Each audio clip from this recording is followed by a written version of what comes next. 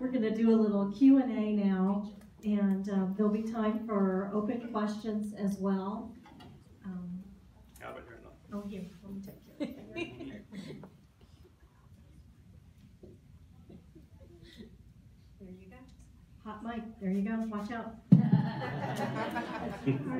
Well, Paul, I read the book, and it is absolutely fascinating and so relevant to what we do, but also to what each of us are, as we are living with our older parents and helping them.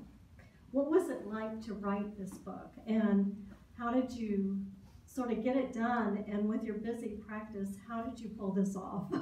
It was actually a lot of fun. It was thrilling. It happened largely between 2 and 4 in the morning, over about a 16-month period. I would, the structure evolved gradually, and I would wake up at 2 o'clock. My wife can attest to this, with just wide awake and realizing that something new has to go in there, and I'd get up and write it, and then finally I could go back to sleep. But that's how it happened, and it was very gratifying to see it take shape. Fascinating. I wish I had that energy now.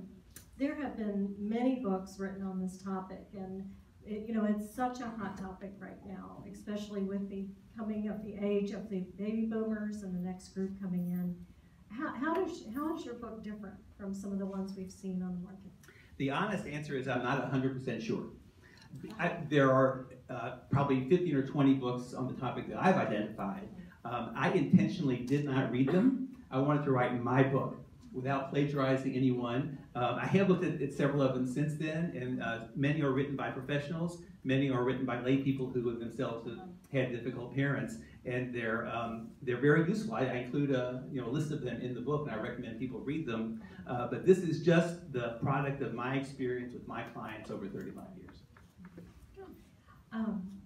Also, you referenced that there are a lot of wonderful seniors, but how common is it that there are difficult parents, and how widespread do you feel that problem is, and that this generation of adult children are trying to help their older parents? Right? Great question. We absolutely do not have firm numbers. I estimate that anywhere from 5 to 10% of people aged 30 to 60 have at least one difficult parent. Most people are fine. Most people are fine at every age. Psychologically are fine, but a certain percentage have a mental disorder, either lifelong or develop one in late life, such as dementia. So luckily, it's relatively rare, but the raw numbers add up to very large numbers. Very large. Okay. And why are some people more, this is a very obvious question, but still, why are some parents more difficult than others? Some go easier and take the advice, and others push back so hard or make choices that are so risky to their health or to their well-being. This is the $64,000 question, isn't it? I think it comes down to one word. It's their personality. They have difficult personalities. Now, where does a personality come from? Everyone's personality comes from influences from 3 sources. Nature is how you're born, how you come out of the womb, your biology, how your brain is formed. Nurture is everything you experience from the world in life, including especially parenting. Nature and nurture we've heard about many times. But the third essential element is choices. People make choices. People can throw away all the benefits and be a jerk. People can overcome all sorts of disadvantages and be really fine people. So nature, nurture, and choices, and some people just choose and are shaped and influenced in unpleasant ways. Just a quick question. How do you define difficult? How do I define difficult? Well, it's in the book. It's kind of like pornography. It's hard to define, but you know it when you see it. Right. You might not have a difficult parent. Right. It's subjective, but if it's you, it's the real thing. Yeah. I'm fortunate to have, about a year ago, you sent me a later, but still somewhat, well, obviously pre-publication version of your book, which I began to read. And an interesting phenomenon was that as I got further into it, My years with my own mother, who was difficult because of dementia, all that emotion started coming back to me. And I had trouble reading the book. And I'm like a lot of people maybe in my situation, I don't know. To this day, 3+ years after she's passed, still have trouble sloughing off not so much the grief, but the years of stress. So my question is, with a book like this, or the 36-hour day, that type of book, that is obviously a self-help book, an important book to read to get help. How do people read this book when they're in a position that they can't see that? They're already emotionally distraught, or, I mean, I know that's how I was. The 36-hour day is a great manual, but when people need to read it, and I'm sure this may be the same with your book, they need to read it now, but they're already enveloped in their own emotions. Right, thank you. I think what you're asking is when one is experiencing strong emotions that get in the way of maybe learning, how does one cope with that? As a psychologist, certainly I have a deep conviction that emotions are very real. They're very, very real. They must be respected. They deserve to be processed and acknowledged. And this is not done overnight. This takes time. But it takes work. It takes attention and time to get the work done. So I think whether one's difficult parent is still living or not, if we're experiencing strong emotions, our job is to acknowledge them and process them with a friend, a loved one, a therapist, whatever.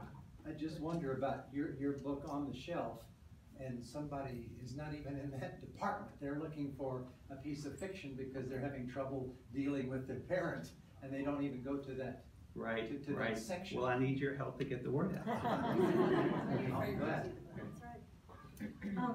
In the book, you have two lists of different 6 types of difficult parents. The classic 6, and then you refer to the cognitive 6. Right, right. Tell us a little bit about that.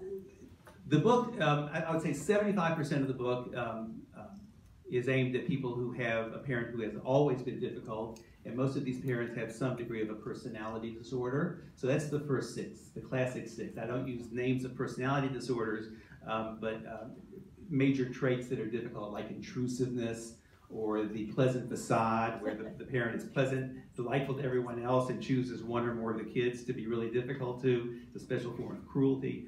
And then the cognitive 6 are the types of behaviors that become difficult when a formerly pleasant parent develops dementia. So the repetitiveness and the eloping and those sorts of things.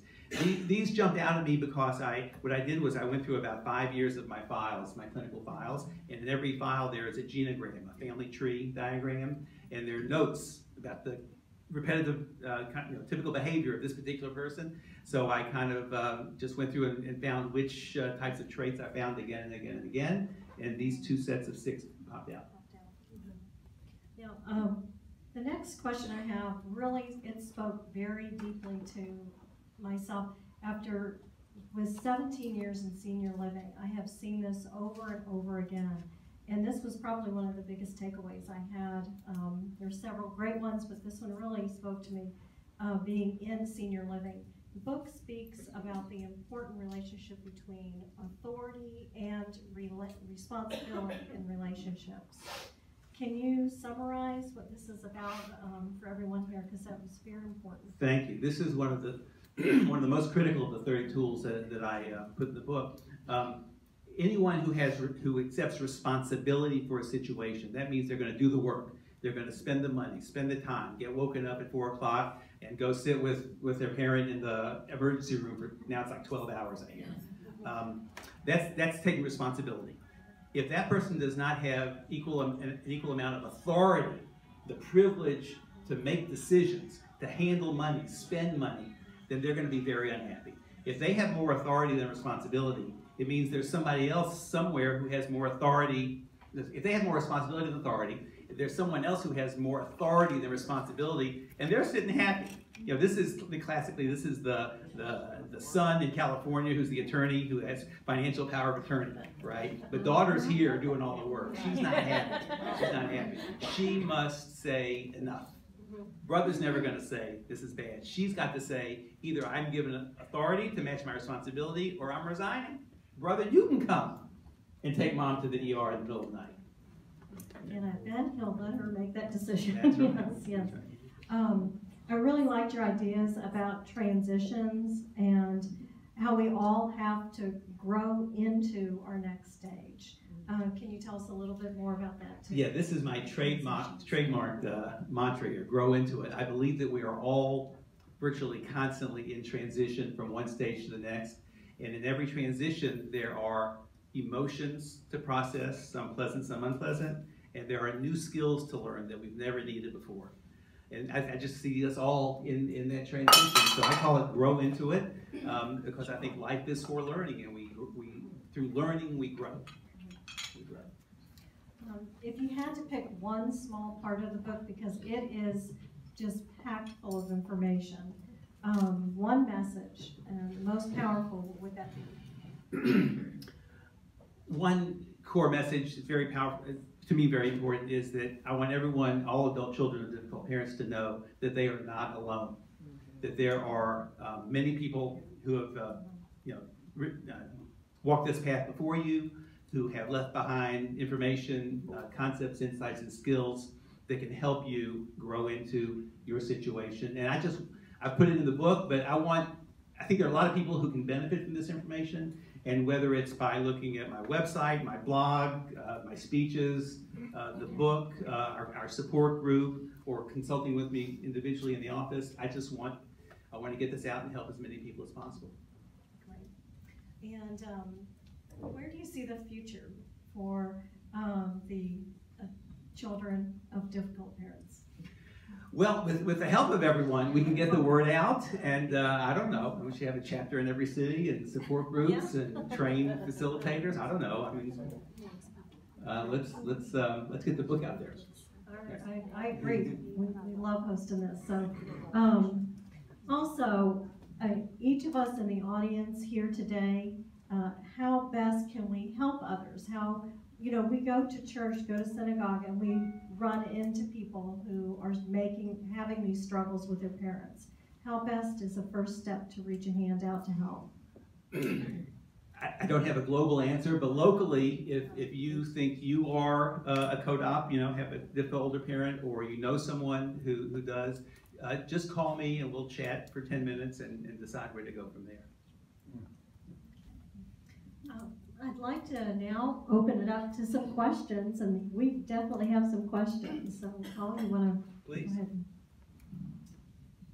Yes. Recently, my 93-year-old mother-in-law has been doing this. And I won't go into all the challenges and everything like that. But one question I have, what we find is it's really hard to get her out to do things. She just wants to stay home and watch TV, stay in her bedroom. And what I found was there was a lot of other folks who have parents as well that are experiencing that. And by the way, if I can just elaborate on that a little bit, you were saying what are the numbers of folks that are affected by this? Since we've had this challenge, we're meeting a lot of people that are saying, hey, we've got it too. Mm-hmm. I mean, we're not the Lone Ranger here, folks. Right, you're not alone. But at any rate, so what we're trying to do is encourage her to get out. And sometimes it's a bit of a struggle to do that, but it seems to help her. So I guess my question is that the right thing to do? What are your thoughts on? Great question. It's a nice tune. I think.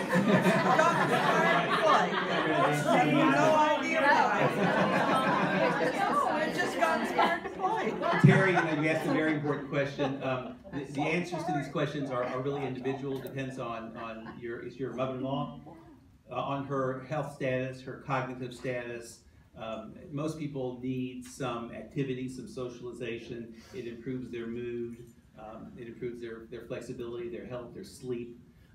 So getting out certainly would be helpful. There are many resources in town. There are geriatric care managers. There are senior centers. there's the senior source, there's her physician, and I think you really have to work the network.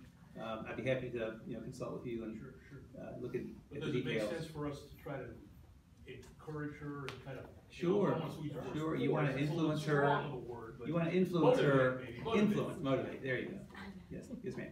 Yeah, I was just wondering if in your many years of practice, if the difficulties are, have you seen them be the result of cultural influences? For example, if they came out of World War II or the generation right afterwards, if you found differences in the word meanings or their expectations, their relationship with their children, if you saw any nuances in terms of the different ages. I wish I could say yes, but the short answer really is no. I think there are mostly fine people and a smattering of difficult people in every generation. The influence of the Depression or World War II or even the Holocaust or something, highly variable, highly variable. Many people come out of those experiences virtually unscathed.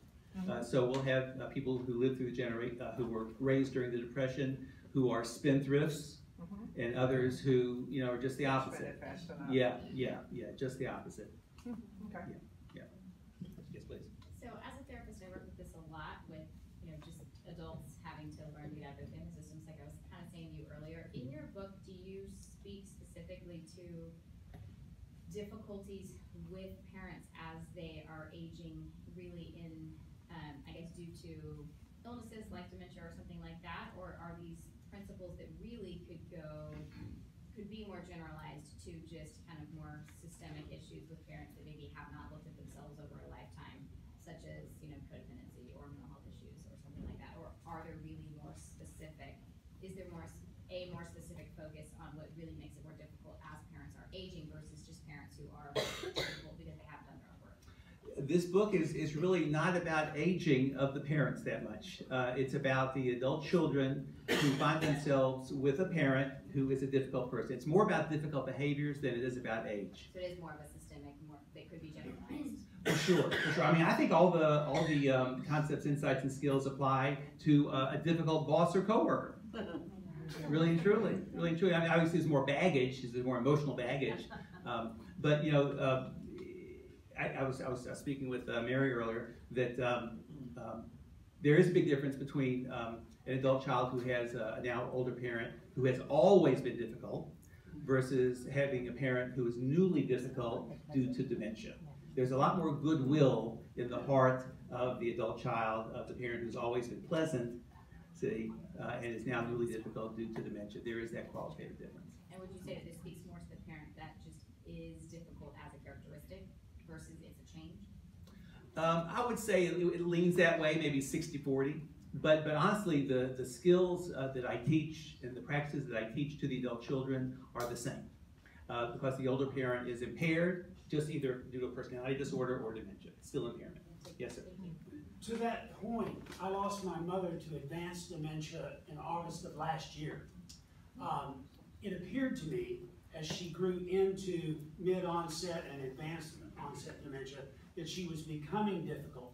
As I did my own work, I discovered she's always been difficult.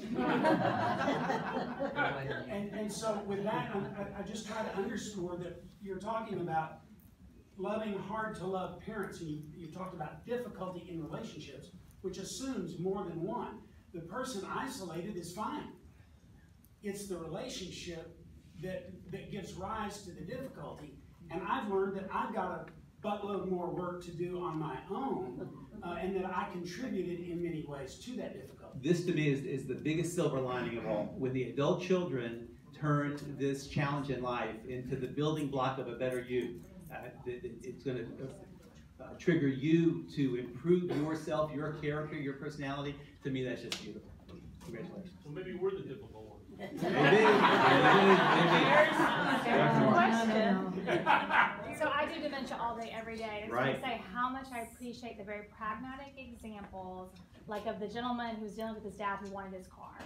And not just like how to understand it, how to explain it. It was like very pragmatic how to go back and forth, wrap that baby up very quickly. Right. And so I really personally appreciate the very pragmatic examples. Thank and I you. loved your illustration about the hook. So this, I found an artist in Brazil through the website Fiverr. I recommend it. I paid like $10 for this. This is illustrating the concept that I want the adult children to become smarter fish and learn how to not get hooked by the provocations of the difficult person. Okay? And so the book talks about avoiding pointless confrontation with irrational people. And it's the same idea as becoming a smarter fish. Wendy.